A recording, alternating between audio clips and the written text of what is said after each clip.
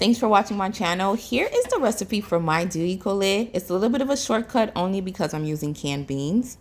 To a pan that's nice and hot, you want to add a tablespoon of oil and get the oil to temp. Then you want to chop up your garlic and your shallots. Diri Kole is extremely flavorful but not salty, and this is how we get our flavor into it. We have fresh garlic, fresh onion, fresh herbs, and lots of seasonings that you'll be seeing me put into the pan to create this dish. You want to cook the garlic, and the shallot until it becomes nice and brown, a little toasty, not burnt, and you'll definitely be able to smell it in your kitchen. That lets you know that you're making some good Diri Kole. And then you want to add your beans into the pan. Now I'm using 1 cup of beans, or 1 can of beans, because I'm only making 2 cups of rice. Once your beans are added in the pan, you want to toss that in the now garlic and shallot oil. This will give it some flavor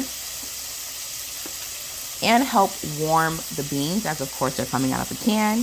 And then you want to start adding your seasonings. I add dried parsley, cayenne pepper, dried green herb seasonings, some garlic powder, as well as salt and pepper. You can even add a little bit of turmeric as well if you wanted. Now with all the delicious seasonings that you do see added in here, the next step will be to mix the dried seasoning in with the oil and the beans. Now you don't want to be too rough because of course the beans are technically already cooked and pretty soft. We don't want to crush them. We want to have that beans in its proper form when we're eating. Now if you have liquid coconut milk, you won't have to have frozen coconut milk, but you would use a half of coconut milk. Half a can of coconut milk. I have it frozen for convenience, and so I added about 3 of my cubes there to get that consistency and to have that coconut milk. That's what makes our rice, I'll say silky smooth to the tongue. Then you want to add your water. For every 1 cup of rice, you're adding 2 cups of water. You see I'm adding more liquid here. My liquid was red because I added the water to the can of the beans to get all of those deliciousness from the can, and added it to my liquid here. Now you'll see that the water is starting to kind of simmer a little bit here, which is good. And I tasted my liquid to make sure that the flavor that I wanted is still there. Again, you want it flavorful and not salty. Everything was good, so I added my 2 cups of rice. Here I'm using jasmine rice. Once the rice is inside of the pan, you can see it kind of floating, and there's some of the rice on top. We want to make sure that the rice is submerged in the liquid.